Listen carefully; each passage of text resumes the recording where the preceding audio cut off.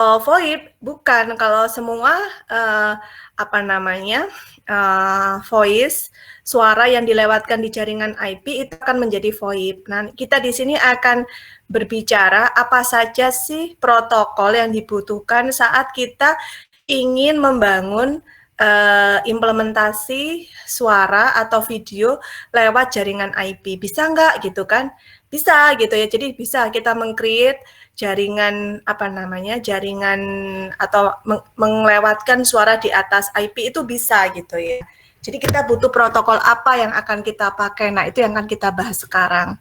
Jadi kalau VoLTE itu hanya di jaringan LTE dan itu butuh IMS, ngerti ya maksudnya ya.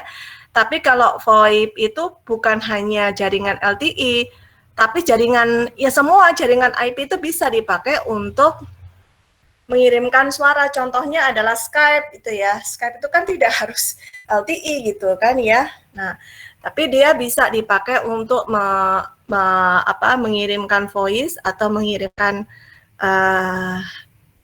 video ya. Nah, kemudian seperti pada layanan-layanan yang lain, VoIP ini juga ada KPI-nya, ada performance-nya gitu ya, performance untuk mendeteksi layanan. Nah, untuk mendeteksi performance dari VoIP itu namanya adalah MOS, Mean Option Score. Mean Option Score ya. Saya tulis aja Mean. MOS itu singkatan dari Mean Option Score ya. Mean Option Score ya. Ini karena hijau kena biru jadi nggak kelihatan. Jadi MOS, nilai MOS itu antara 1 sampai 5. 1 itu buruk, 5 itu paling bagus gitu ya. Bagus banget itu adalah nilainya adalah 5. Nah, bagaimana cara kita menghitung atau menentukan nilai MOS? Itu ada 2 teknik. Yang pertama itu adalah dengan menggunakan kuesioner. Jadi orang yang melakukan komunikasi menggunakan VoIP itu mengisi kuesioner ya. Kemudian nanti dia menilai apa, misalnya siapa tadi? Adrian misalnya ya sama Kemal. Itu berapa nilai yang misalnya Kemal nilainya berapa, Adrian berapa, nanti siapa lagi nih. Jadi kita sudah membangun jaringan tersebut, kemudian kita menilai. Secara tentunya ini subjektif banget ya, tergantung dari si pengguna itu memberi nilai berapa. Itu yang kedua adalah dengan menggunakan rumus. Jadi ada perhitungannya, dan ini dulu kakak kelas Anda ya berapa tahun yang lalu ya, kalau nggak salah di 2000. Sekarang malah Kak Isnan itu sudah yang membuat. Jadi dulu kakak di D3 itu ada pasangan gitu ya, Isnan sama Devia kalau nggak salah ya. Itu si Isnan tuh membangun jaringan VoIP, membangun jaringannya, kemudian Devia itu membuat membuat performance ya, menganalisa protokol signaling dan performance-nya gitu ya waktu itu ya. Jadi mereka 2 orang ini kebetulan saya membimbing Devia juga, tapi Isnan juga konsultasi juga, karena kan bagaimanapun kalau Anda jadi tim itu kan harus saling support gitu ya. Dan sekarang malah Isnan tuh terus sudah lanjut S2, melanjutkan S1 ya, udah lulus di BM gitu. Dan sekarang juga bantu saya ngajar di mata kuliah praktek untuk perempuan. Sekarang kerja di Bisnet ya, Kak Isnan ini. Nah, jadi Devia tadi sudah membuat kalkulatornya, deh. Nah, sebetulnya kalau waktunya cukup, ini saya mohon maaf ya, karena memang di BM sendiri itu kan semester 7 itu baru dimulai pertengahan ya, karena anak-anak kan PKL-nya molor sampai awal Oktober baru mulai kuliah ya. Jadi mereka ada 3 atau 4 kali yang terlambat kuliahnya. Jadi mereka juga sekarang belum selesai praktek itu, sehingga masih mengejar. Sehingga kemarin saya tanyakan itu, kaisannya nggak ada waktu. Sebenarnya saya kepingin ngasih tambahan waktu 1 kali pertemuan untuk Anda belajar prakteknya menggunakan WhatsApp dan nyobain VoIP ini. Jadi biasanya kalau di kampus pakai iPerf ya, Dek, pakai iPerf, dan kemudian jadi kita bisa men-set handset kita dari menggunakan PC, bisa untuk menjadi membangun jaringan VoIP ini, kita bisa lakukan gitu ya. Kemudian kita bisa menguji performance-nya gitu. biasanya dilakukan di kampus biasanya. Cuman karena sekarang kan WFH seperti ini, jadi agak sedikit kendala ya buat kita untuk melakukan praktek itu. Jadi KPI untuk VoIP itu bisa dilakukan dengan dua cara ya. Satu yang tadi saya bilang kuesioner, yang kedua dengan menggunakan rumus ya. Jadi pakai rumus. Jadi dari rumus ini nanti kita bisa membuat kalkulatornya, dan ini sudah dikerjakan oleh kakak kelas Anda.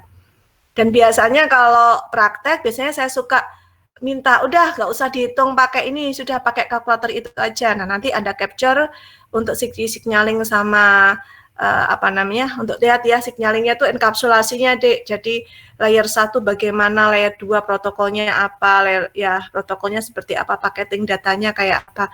Bener nggak semakin tinggi layer itu nambah headernya apa. Nah, itu bisa kita lihat kan pakai WIRSAC gitu ya, di capture. Mohon maaf kalau belum sempat melakukan itu, tapi itu bisa dilakukan, gampang, Dek. Sudah banyak ya tutorial yang menjelaskan itu ya. Itu bisa Anda coba juga gitu. Dan kalau mau Anda kembangkan untuk tugas akhir juga bisa ya. Kan yang kemarin sudah dilakukan kakak kelas Anda kan bahasa sederhana ya. Jadi yang melakukan bukan anak BM malah ya, karena waktu itu belum ada yang lulus ya, karena kan BM itu baru berdiri tahun 2013, jadi lulusan pertama tahun 2018 ya kan. Itu dari 2016 atau 2017 kalau nggak salah yang mengerjakan ini. Oke. Jadi apa itu VoIP? Tadi seperti saya sampaikan, VoIP itu adalah sebuah teknologi yang intinya adalah mencoba untuk mengimplementasikan atau menghasilkan layanan voice dan video ya, video call dengan menggunakan internet. Jadi menggunakan internet. Nah, dalam hal ini seperti yang saya sampaikan tadi, performance-nya dilakukan dengan menggunakan MOS.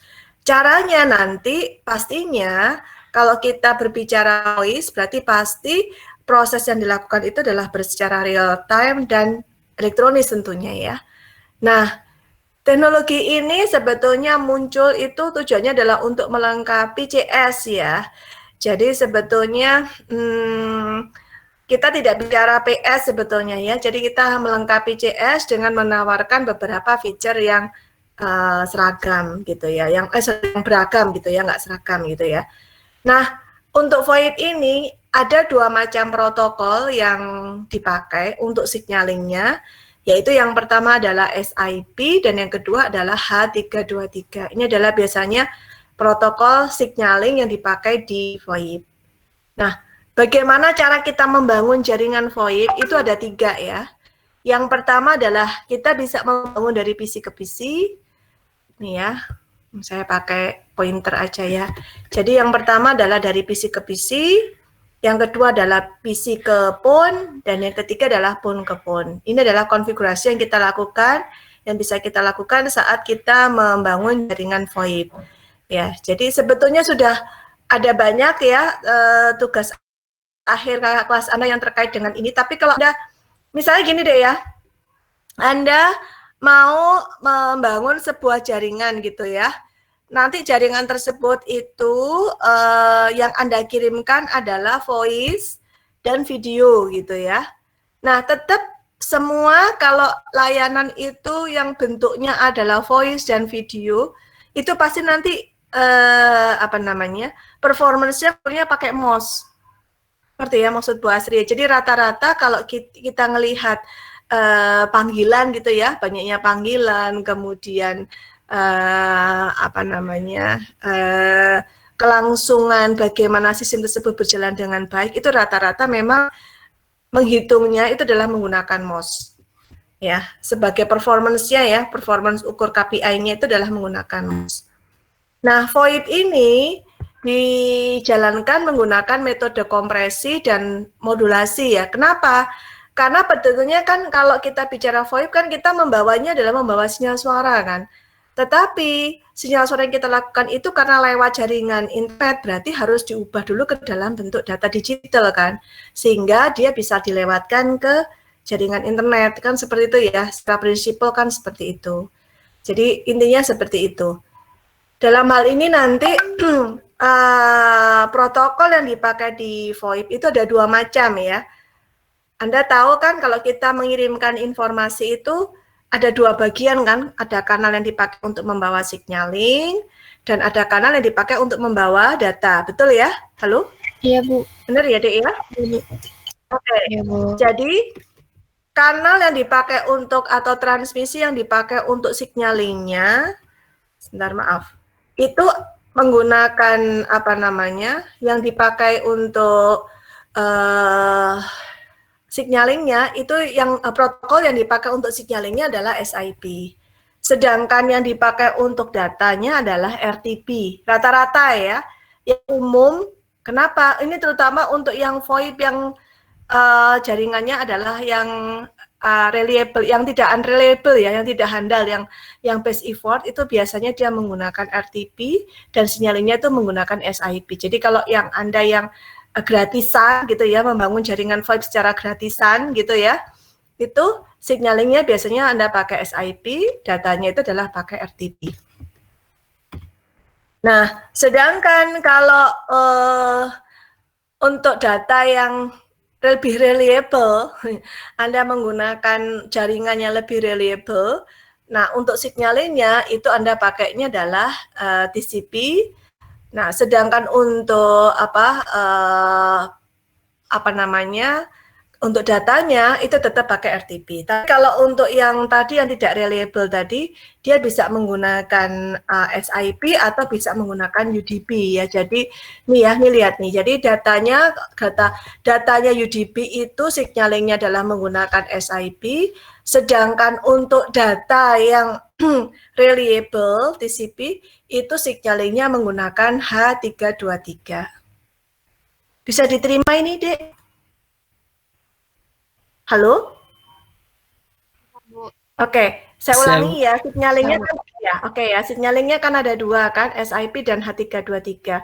Kalau SIP itu lebih untuk yang unreliable ya. Nanti kalau ininya SIP biasanya itunya pakai UDP gitu ya. Sedangkan kalau untuk yang signalingnya pakai H323 yang lebih reliable itunya apa protokol yang dipakai itu adalah menggunakan TCP. Jelas ya ini ya. Oke. Nah, bagaimana perbedaan antara jaringan saat dia sebelum menggunakan VoIP dan sesudah menggunakan VoIP? Ini lihat ya. Jadi kalau sebelum menggunakan VoIP itu antara PSTN dengan jaringan IP itu straight ya, terpisah. Nggak bergabung menjadi satu. Jadi ini adalah khusus yang jaringan PSTN, yang ini adalah jaringan yang based on-nya IP. Jadi mereka terpisah gitu ya, nggak menjadi satu. Tapi begitu ada VoIP gitu ya, antara jaringan yang dihubungkan menggunakan jaringan PSTN yang lama dengan jaringan yang berbasiskan IP itu bisa terkonek menggunakan VoIP gateway. Jadi sebetulnya yang membedakan antara implementasi jaringan sebelum adanya VoIP dan sesudah adanya VoIP itu adalah dengan penambahan adanya VoIP gateway sebagai penghubung antara jaringan yang belum menggunakan IP, ini ya PSTN, dan jaringan yang sudah menggunakan IP. Bisa diterima ini, Dek?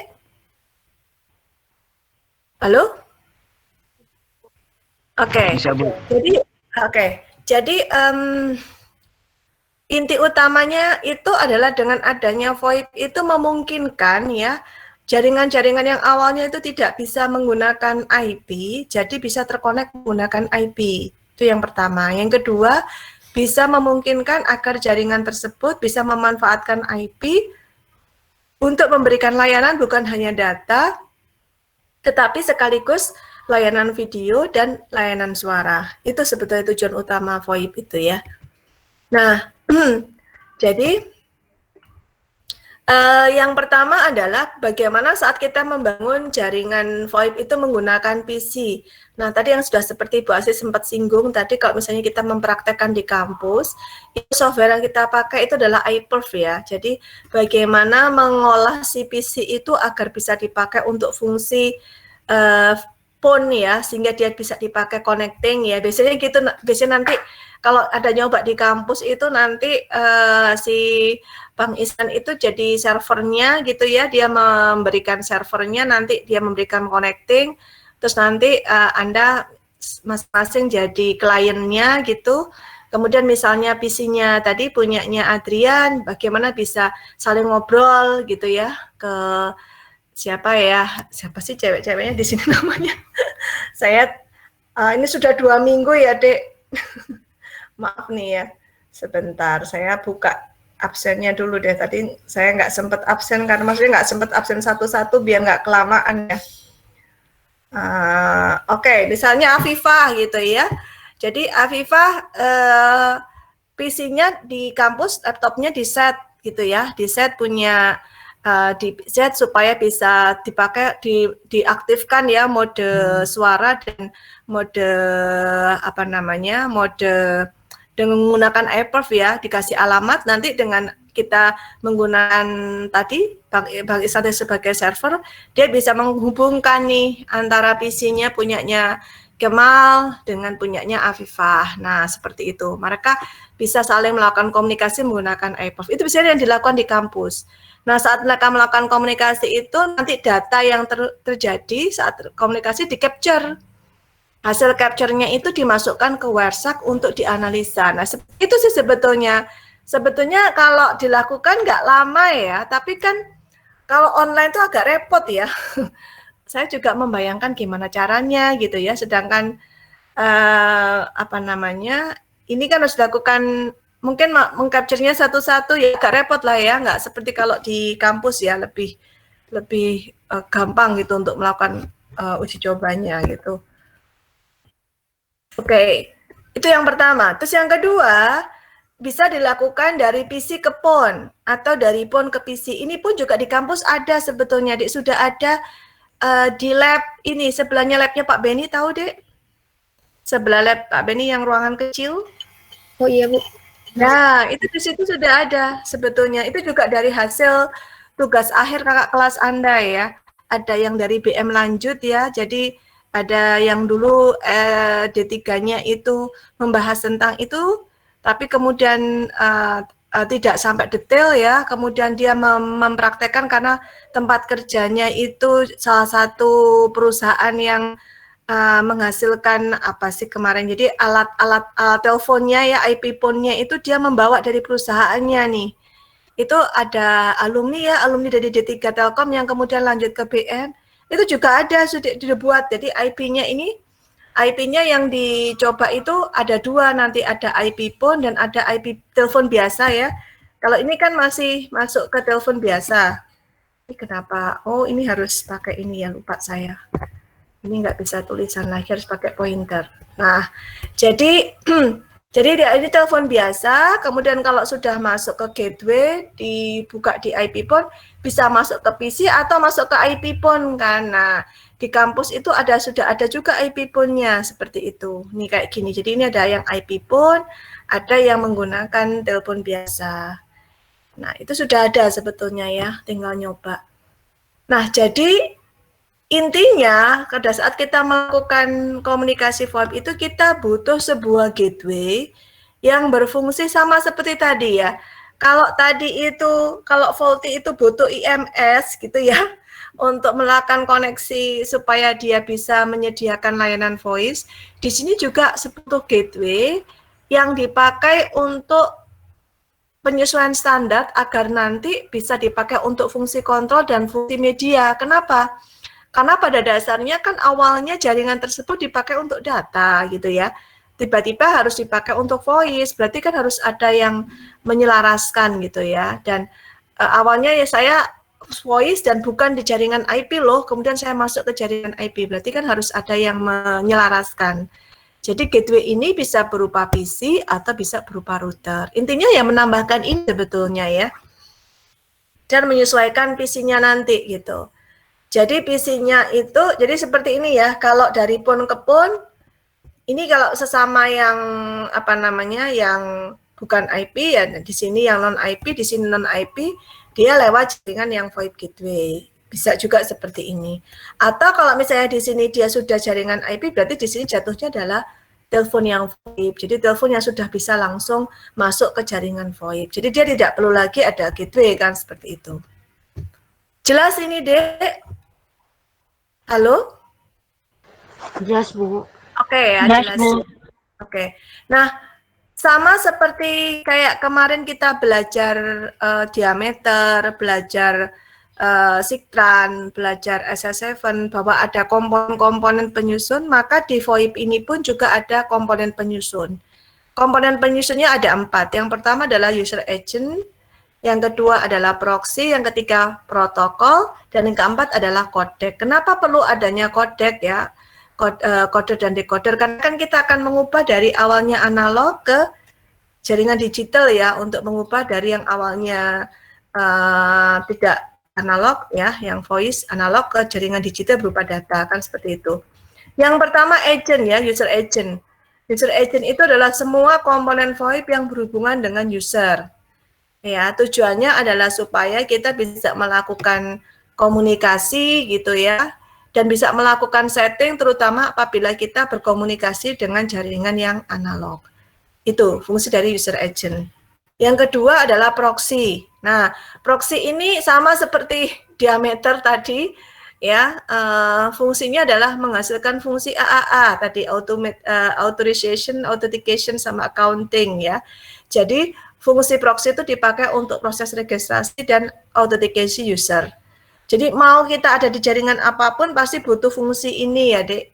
Nah, kalau kita bicara VoIP maka ini dilakukan oleh proxy. Ya, bentuknya adalah soft switch ya. Kemudian yang ketiga adalah protokol signaling. Tadi sudah saya sampaikan kalau kita kalau yang reliable dia menggunakan TCP, sedangkan kalau yang non reliable itu dia menggunakan UDP.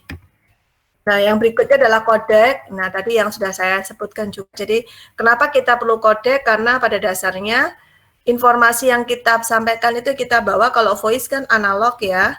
Nah, pada saat dia mau berubah, menjadi fungsi digital gitu ya, maka kita perlu codec ya untuk mengkonversi suara kita agar bisa berubah menjadi jaringan digital dan akan bisa ditransmisikan ke jaringan IP. Nah, codec ini ada banyak, Dek. Ya, tergantung dari spesifikasi kecepatannya. Contoh kalau 64 kbps itu namanya adalah G711. Nanti ada banyak nih codec nih tipenya ya. Jadi kalau Anda mau nanti misalnya tugas akhir ya, ada yang mau mendesain gitu ya, mendesain untuk menjalankan voice ke dalam jaringan IP, berarti Anda perlu codec kan. Nah, codec ini nanti ada banyak tipe ya, tergantung dari kecepatannya. Yang umum untuk 64 kbps itu G711, tapi ada versi-versi yang lain. Sebentar, saya langsung nih. Jadi audio codec itu ada banyak. Ada G711, ada G722, G728, G729. Setiap versi ini punya spesifikasinya masing-masing. Jadi nanti kalau Anda tugas akhir misalnya, yang mau membuat tugas akhir misalnya membuat VoIP, kodeknya bisa Anda pilih nih antara G711, G722, G728, G729. Pastinya setiap spesifikasi ini punya ininya masing-masing, sifatnya masing-masing ya. Oke, itu untuk kodek. Ya. Berikutnya, kemudian kalau kita bicara paketnya VoIP, tadi kan Bu Asih bilang tadi ya, pada saat kita melakukan, setelah membangun pembicaraan tadi contohnya Afifah tadi sama Kamal tadi, setelah berlangsung nanti kita akan capture tuh datanya ya. Informasi yang dikirim itu akan kita capture. Nanti yang dikirim itu kan sudah berubah ya, dari yang awalnya analog jadi digital kan. Digitalnya bentuknya adalah berupa paket ya kan, karena kita kan menjadi bentuk, kalau kita bicara internet kan bentuknya sudah dalam bentuk paket-paket ya. Jadi nanti isi informasi kita itu menjadi bentuk paket seperti ini sudahan. Nah, jadi voice voice payload-nya itu ada dalam seperti ini ya, bentuknya byte. Tadi apa tadi yang tadi ditanyakan, Bu, kalau defaulty bagaimana? Defaulty itu ya hitungannya itu jadi hitungan voice payload jatuhnya. Meskipun nanti konversinya konversi waktu ya, lamanya sekian menit, tapi konversi waktu itu dijadikan konversi voice payload seperti ini. Kebayang ya, Dek ya? Jadi lamanya apa? Panggilan tersebut dikonversikan ke dalam bentuk byte seperti ini. Kemudian ini yang depan ini adalah header-nya nih. Header-nya, overhead-nya. Nah, overhead-nya ini tergantung nanti seberapa layering. Kan tadi Mbak Sri bilang ya, layering-nya tergantung dia berapa banyak dia. Jadi kalau seperti ini ada RTP header, ada UDP header, ada IP header, ada Ethernet header. Jadi semakin banyak layer yang dia lewati, maka header yang terkait dengan overhead-nya itu akan tambah panjang. Jadi ada IP header, ada real time transfer protocol header, ada user datagram header, ada Ethernet header. Ethernet itu yang terkait dengan layer yang paling atas ya, yang dibawa untuk connecting antar jaringan seperti itu. Jadi yang ini datanya sendiri sebetulnya ini deh ya, voice payload yang depan-depan ini sebetulnya adalah header. Semuanya adalah header. Jadi kenapa kok headernya panjang, nanti Anda akan tahu. Berarti layering lapisan yang dilewati itu tambah banyak.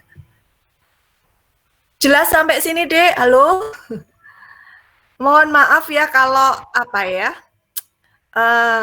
Anda jadinya seolah-olah kayak nggak bisa membayangkan, hanya membayangkan saja ya, nggak bisa merasakan langsung karena nggak praktek ya. Ya karena kondisinya sekarang seperti ini ya.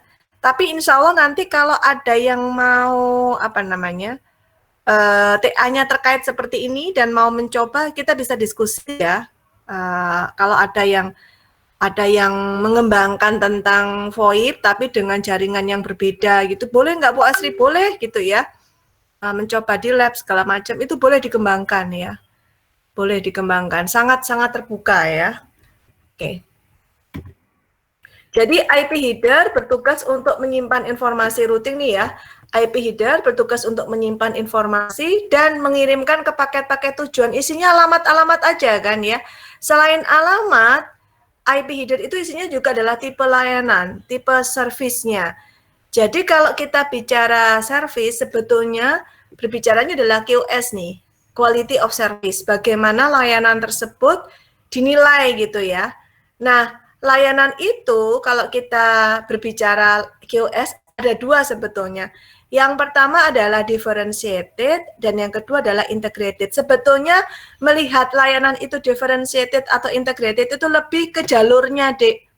Jadi kalau jalurnya itu, jadi kalau di integrated itu jalurnya itu kita pesen dulu. Kalau sama seperti kalau kita bicara PS itu ada datagram dan ada virtual path ya.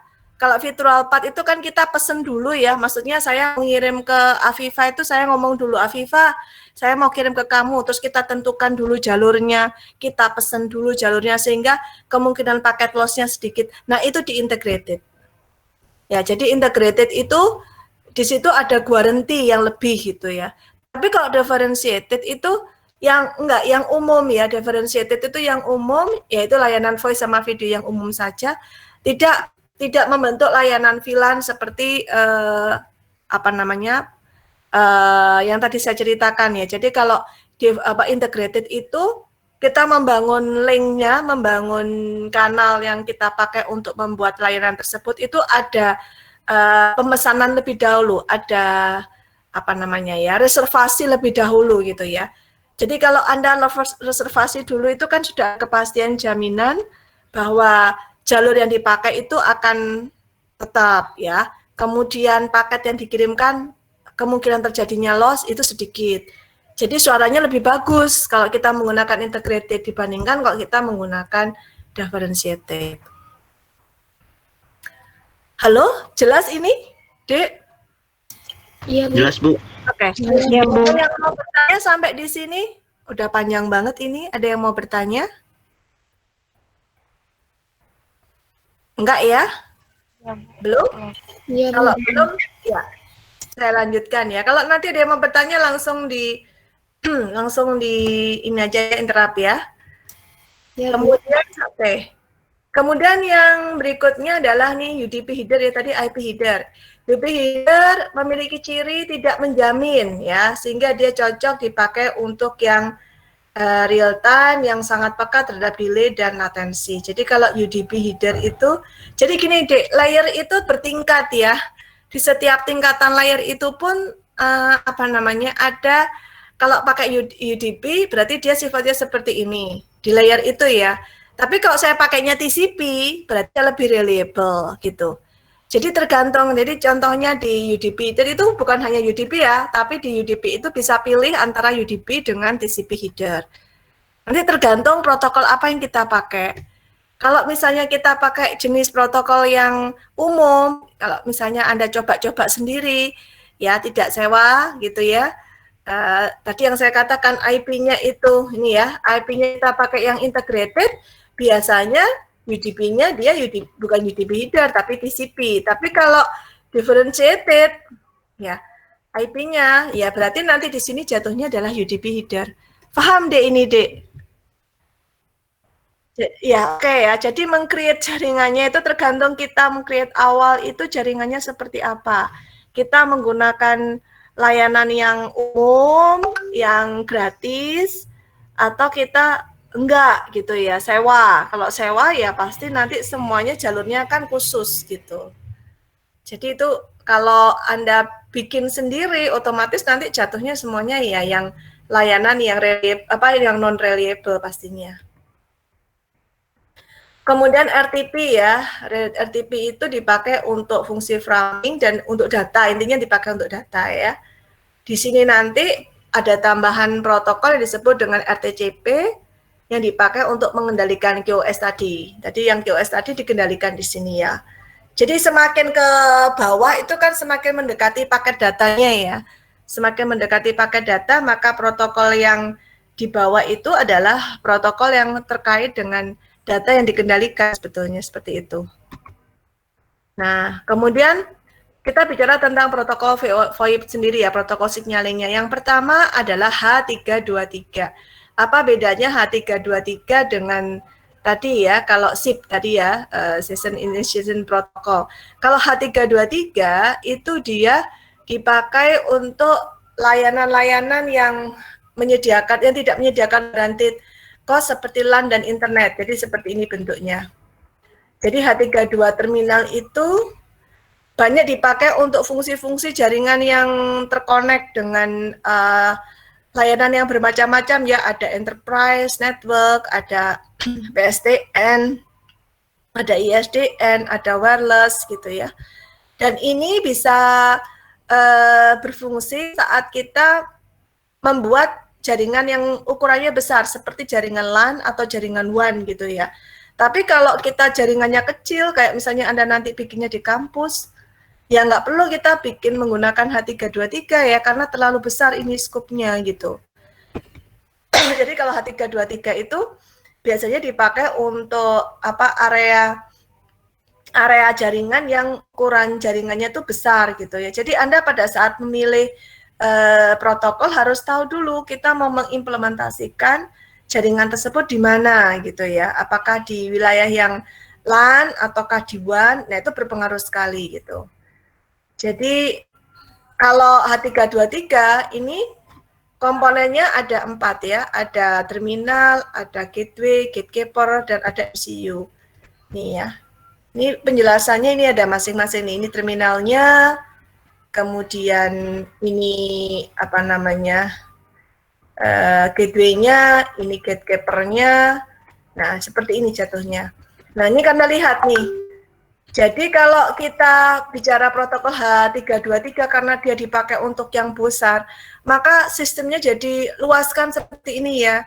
Jadi kalau Anda membuat di lingkup kecil di kampus saja, nah ini Anda mungkin nggak perlu bikin yang sebanyak ini kan. Jadi Anda hanya menentukan mungkin satu tipe saja ya, nggak perlu membuat yang sebesar ini gitu ya, mengimplementasikan sebesar ini. Jadi hanya perlu menentukan audio codec yang saya pakai itu apa misalnya, kemudian video codecnya menggunakan apa. Nah, video codecnya itu bisa memilih antara H261 dengan H263. Kemudian sistem kontrolnya juga perlu memilih ya, apakah kita pakai H245, H225 gitu ya. Ataukah ini ada 25 itu ada dua macam, call control sama rush control. Jadi nggak perlu mengimplementasikan semuanya ya, tetapi kita cukup memilih bagian-bagian yang kita butuhkan saja untuk meng-create jaringan VoIP kita. Jadi seperti itu. Nah, ini ya, ini rekomendasi yang dipakai di H323 untuk codec dan untuk video codec. Nah, nanti biasanya kalau yang dipakai di kampus, itu kalau untuk codecnya H711, kalau videonya H261 ya, setahu saya yang bisa dipakai adalah ini. Oke. Ini sudah H323, ini tinggal Anda baca. Terakhir, SIP. Nah, kalau apa beda antara SIP dengan H323? Sebetulnya bedanya di sini adalah SIP ini dia lebih apa ya, Dek, lebih gampang gitu ya, lebih mudah diimplementasikan karena bisa Anda pakai untuk HTTP gitu ya. SIP ini bisa dipakai untuk HTTP sehingga kalau di apa namanya?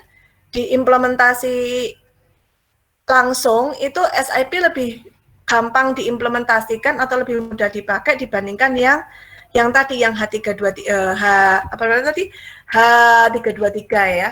Jadi HTTP ini dia cocok dipakai karena sudah include atau sudah terkonek dengan HTTP pada internet gitu. Jadi lebih simple menggunakannya.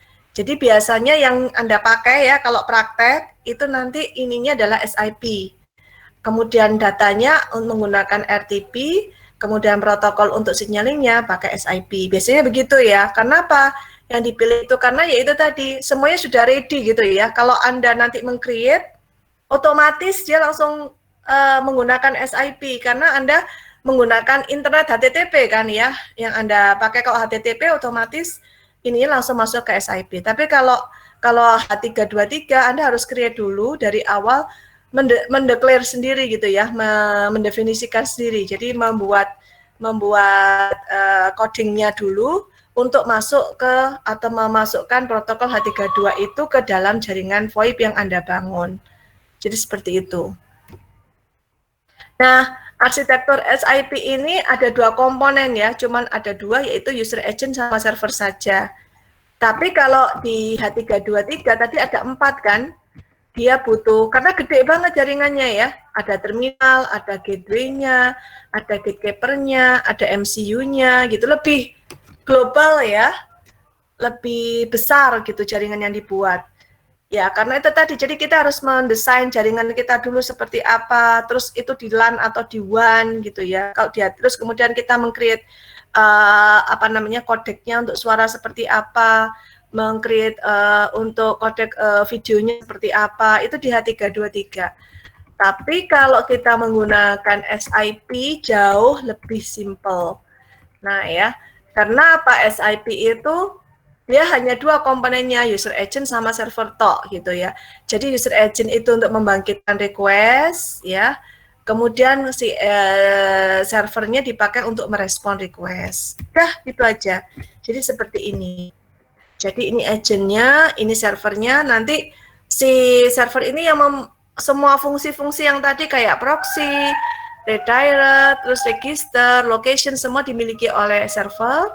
Sedangkan agentnya dia punya fungsi UAS sama UAC. UAS itu adalah fungsi untuk komunikasi antar server, sedangkan UAC fungsi untuk komunikasi antar klien. Udah, jadi simple. Jadi lebih simple dibandingkan kalau kita menggunakan H323. Oke, jadi itu Dek yang bisa saya sampaikan. Ini tinggal penjelasannya aja. Ya, proses-proses yang terjadi di SIP ini ada invite, ACK, option, buy, cancel, register. Nah, ini protokol yang mendukung tadi ya, yang mendukung SIP, maksudnya bisa dipakai. Ini RTP ya, RTP ini salah satu protokol yang bisa dipakai di SIP. Nah, jadi biasanya memang yang kita pakai SIP dan RTP ini. Itu mungkin yang bisa saya sampaikan. Ada yang mau ditanyakan, Dek? Silakan, ada yang mau ditanyakan? Atau mungkin kalau bertanya sekarang, nanti mungkin Anda baca-baca di rumah dulu. Di rumah, sekarang juga di rumah ya. Maksudnya Anda baca-baca lagi, mungkin tadi kan materinya baru saya berikan ya.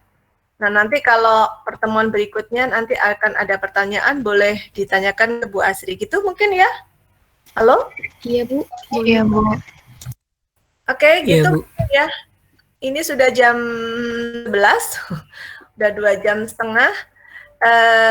Kalau nggak ada pertanyaan lagi atau belum ada pertanyaan ya, karena memang materinya baru saya saksikan tadi pagi. Saya akhiri ya, Dek, kuliah kita ya. Iya, Bu. Nanti untuk, saya, bentar ya, perlu minimum 2 kali ya, mudah-mudahan bisa 2 kali ya. Kalau 2 kali itu agak lama begini, Dek, jadi bisa 2 jam lebih ya. Jadi sama seperti sebentar ini kok jadi nggak bisa escape. Nah, discharge. Kalau 2 kali lagi itu mungkin agak lama setiap kuliahnya ya. Nah, karena kita hari Jumat itu hari terakhir pertemuan, nggak mungkin saya nggak berani saya kalau di hari Jumat gitu ya. Karena Jumat itu saya harus memberikan kisi-kisi UAS, karena kita UASnya maju tanggal 18. Jadi di minggu depan itu saya harus menyampaikan kisi-kisi materi ujian ke Anda. Mungkin nanti kisi-kisi sama saya bicara 5G sehingga tenang gitu ya, saya sudah selesai materi ya. Kalau saya materi mau nambahin materi 5G oke lah gitu ya. Tapi kalau materi saya belum kelar, saya masih punya utang kan ya. Jadi kita masih ada satu materi tentang MAC, Medium Access Control Protocol. Jadi ini protokol itu ada protokol yang dipakai di data sama di medianya, pembawanya. Jadi bagaimana kita mengatur proses pengiriman datanya. Jadi kalau kita bicara tadi itu kan protokol di informasinya ya, tapi ini protokol di medianya yang kita atur. Nah, jadi ini biasanya 1 kali pertemuan tuh nggak cukup karena materinya cukup banyak ya.